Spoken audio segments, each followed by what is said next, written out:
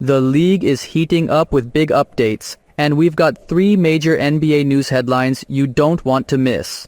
From blockbuster trades to intense on-court drama, let's dive right in. Stay tuned for all the details. Let's get started. Golden State Warriors eyeing blockbuster trade for Raptors star center to form deadly trio with Stephen Curry and Jimmy Butler. Phoenix Suns' early asking price for Kevin Durant has been revealed. I've always hated that part of Luka Dončić's game. Former Clipper upset with LA Lakers superstar Dwight Howard reveals what he said to LeBron James that got him kicked off the LA Lakers. He got mad. Much like the LA Lakers, the Golden State Warriors are also seeking a reliable center to provide support to the front duo. Golden State's search has apparently met with a stop at the Toronto Raptors. GSW's season was miraculously restored following the arrival of Jimmy Butler. The franchise has brushed aside the struggle and has picked up a solid state in just 1 month. Butler and Stephen Curry have formed a partnership which is reaping significant results.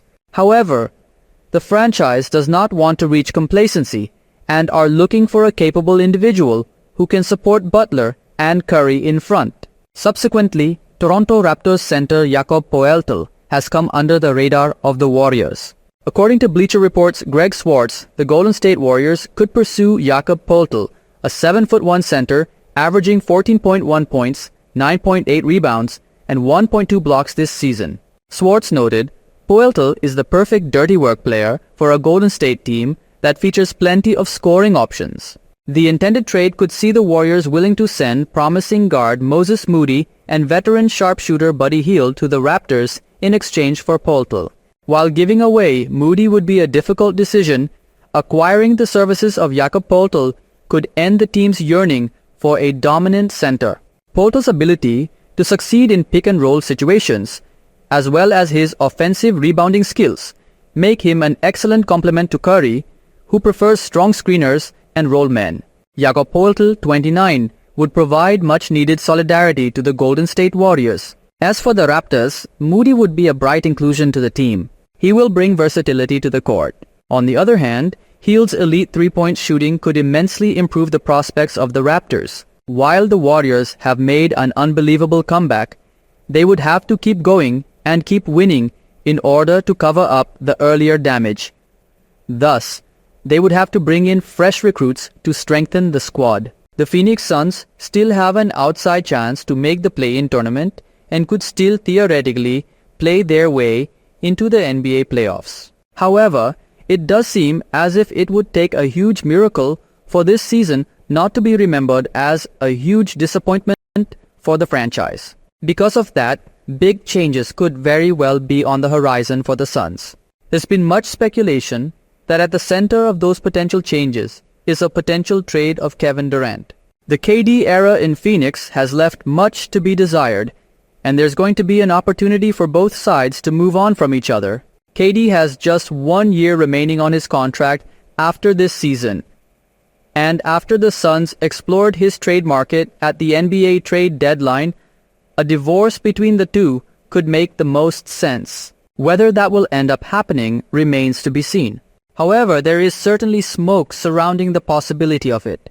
According to Suns reporter Dwayne Rankin, the initial asking price for KD from the Suns heading into the offseason will revolve around 3 first-round picks and a young player.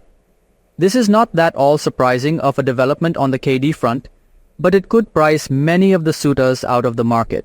Considering that Mikal Bridges was traded for 4 first-round picks last offseason, the Suns should absolutely be asking for 3 and a young player. However, if KD does want to play for a contender, there aren't going to be many contending teams that have 3 first-round picks to burn or that would be willing to put that on the table. That's where a trade of KD could get complicated over the next few months. Nevertheless, I do believe this is a necessary starting point for the Suns as they prepare for the possibility of trade discussions. While I'm not sure it's a foregone conclusion that Phoenix is going to trade KD, they should have a plan in place in the event it does come to that. At least for me, that's exactly what this sounds like. If KD does end up hitting the trade market, at least to start, the asking price will be high. If anything, the big question revolves around whether the Suns are going to be willing to lower their asking price over the course of the discussions. That's what could end up being the true key that determines whether KD is traded or not this offseason. JJ Redick was not happy with the LA Lakers players as they let their standards slip in a 111-108 loss to the Brooklyn Nets. Austin Reeves was upset with his own performance despite a creditable 17-8-10 contribution. Luka Dončić had a triple-double with a 22-12-12, but he shot erratically, going 8-26 from the field. Dončić expressed frustration on court with the officials, upset that they were not calling what he felt were obvious fouls against him. Speaking after the game at a press conference, he commented, "Everybody saw the game, so they know what happened." Former LA Clippers star Lou Williams says he finds Luka Dončić's complaining to be irritating and that he wastes his energy. Speaking to Run It Back, Williams says Dončić is putting himself into a position where he can be targeted. He said, "I gotta be brutally honest. I've always hated this part of Luka's career where he spends so much time worrying about referees and reffing and chirping. I've always hated that part of his game, and that's been part of his reputation. They call him a whiner and crybaby. I won't characterize him as any of those things, but he puts himself in that position to be characterized like that when the complaints are so much." Williams points out that Dončić can grow past this aspect of his game and encourages him to build bridges with officials. He said, "Sometimes it can be a distraction. It can be bothersome. I don't love it, but I wish, as time goes on, as he matures, and he gets older this league and he develops relationships with some of these referees, that a lot of this type of energy will subside, and we can just see him for his greatness, and him going out there and competing and playing basketball and not talking to referees or not reacting to referees." There has been huge spotlight on Luka Dončić since he was traded to the LA Lakers from the Dallas Mavericks. While this has worked out disastrously for the Mavericks, Dončić's reputation took a hit and has left him with plenty to prove. It was going swimmingly until LeBron James suffered an injury against the Celtics. This has increased the pressure on Dončić to carry the team while he is out and has allowed teams to add defensive focus on him. This was what the Nets tried to do, knocking him off his stride.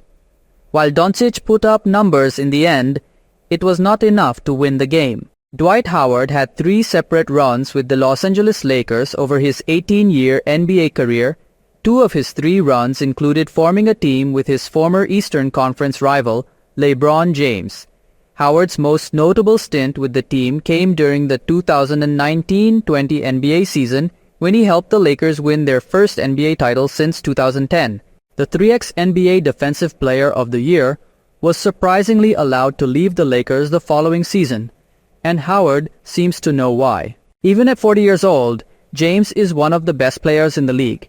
A couple of years ago, when Dwight was a Laker, he was a tad bit better. While Howard played an instrumental role in the team's 2020 championship run, he believes calling him a B on the defensive end led to his Lakers exit. "I said that, man, and I got kicked off the Lakers. So I know how you feel," Howard told Mario Chalmers via Above the Rim with DH12. He continued, "You can't say that. I said that one time, and I was off the team. That's the year after we won the championship. It happened on the defense. I was like, yo, you got to get back. And he got mad because I was like, stop acting like a B." The discussion started when Chalmers claimed that he called James the B word during their time together in Miami. Chalmers is well known for being an outspoken LBJ critic, but it was shocking to see Howard making the same admission about James. After being allegedly kicked off the team, Howard joined the Philadelphia 76ers for the 2020-21 NBA season.